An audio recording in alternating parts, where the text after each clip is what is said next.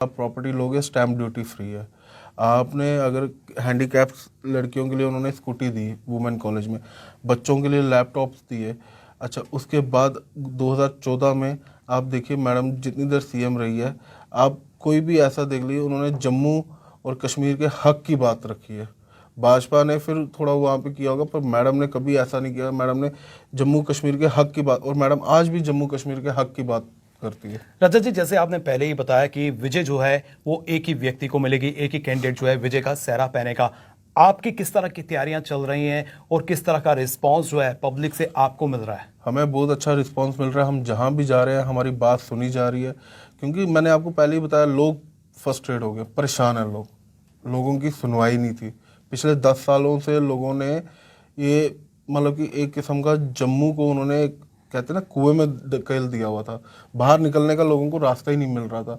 और अगर अब भी लोग, मैं कहता हूँ लोगों को कि इस बारी भी सोच समझ के वोट डालिए। आप ये देखिए कि आपको स्मार्ट मीटर हमारे इतने अच्छे डिजिटल मीटर थे, यहाँ पे स्मार्ट मीटर देने का फ़ायदा क्या हुआ?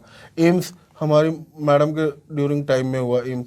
आज जब इनके पिछले 10 साल रहे, इन्होंने वहाँ पे यूपी बिहार से लोग लाके लगा दिए।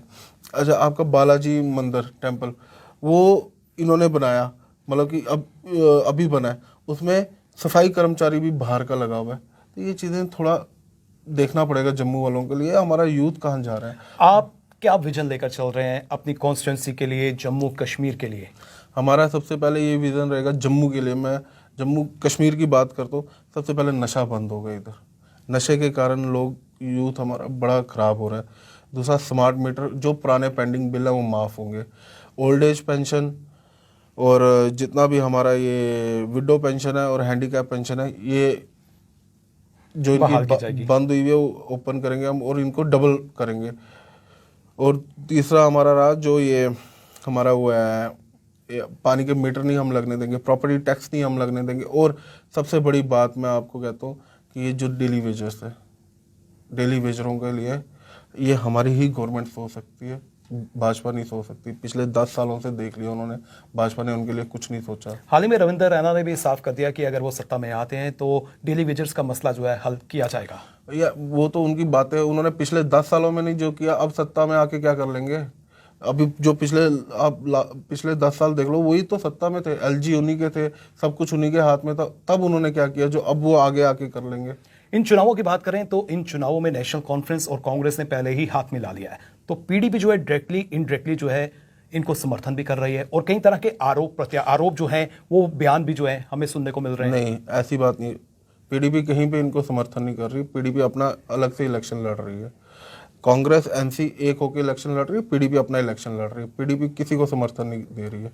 कोलेशन में अगर आना होगा, समर्थन देना होगा, क्या पीडीपी जो है सपोर्ट करेगी नेशनल कॉन्फ्रेंस और कांग्रेस को? वो हाईकमांड के फैसले हैं, वो जैसे मैडम को सही लगेगा, वो मैडम जैसे बोलेगी हम वैसे ही करने के लिए तैयार हैं। रजत जी, जिस तरह से यहाँ की बात करें, जम्मू की बात करें, तो यहाँ पर बेरोजगार युवाओं की जो है कई तरह की मांगे हैं, नौकरियों की तरफ आपने भी इशारा किया। लेकिन ओवर एज की बात करें, ओवर एज जो हो चुके हैं, जिस तरह से कोरोना का दौर हमने देखा और उसके बाद यहाँ पर स्कैम के ऊपर स्कैम जो है वो देखने को मिले, इन बिटवीन जो है जो युवा ओवर एज हो चुके हैं उनके लिए आप क्या सोचते हैं, क्योंकि एक आप युवा नेता हैं? देखो, मैं हर बारी यही बात करता हूँ कि हम वादा नहीं करूँगा कि सबको सरकारी नौकरी, पर इतना वादा करूँगा अगर मैं जीत कर आता हूँ तो मेरे जम्मू के अंदर, इन्होंने तो बहुत बड़े बड़े वादे किए थे भाजपा ने। इन्होंने जब 5 अगस्त 2019 के बाद बोला था दूध की नदियाँ आएंगी, मल्टीनेशनल कंपनियाँ लाएंगे, आज कहाँ हैं वो कंपनियाँ? दूध की नदियाँ कहाँ हैं?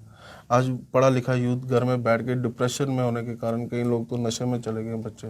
वो इसी कारण गए हैं, क्योंकि सब इन्हीं की वजह से है। वो क्यों है? क्योंकि नौकरियां है ही नहीं उनके पास, सोर्स ऑफ इनकम नहीं है।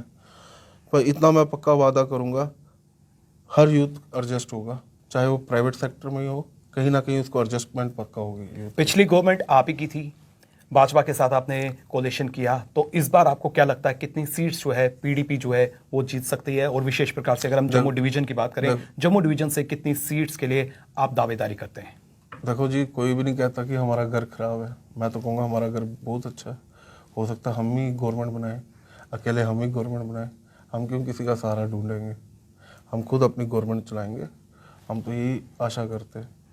पर्टिकुलर वेस्ट कॉन्स्टिट्यूंसी की बात करते हैं, जिस तरह से यहाँ पर मैंने पहले भी आपसे पूछा कि भाजपा के खेमे से कई लीडर्स आ रहे हैं, तो आप वेस्ट कॉन्स्टिट्यूंसी से चुनाव लड़ रहे हैं, काफ़ी बड़ी कॉन्स्टिट्यूंसी है, यहाँ पर जो है इंडिपेंडेंट कैंडिडेट्स भी हैं, उनका भी जो है दबदबा देखने को मिल रहा है, और पीडीपी से जो है आप रिप्रेजेंट कर रहे हैं, भाजपा के उम्मीदवार यहाँ पर हैं, कांग्रेस के उम्मीदवार यहाँ पर हैं, डेमोक्रेटिक प्रोग्रेसिव आज़ाद पार्टी के उम्मीदवार यहाँ पर हैं।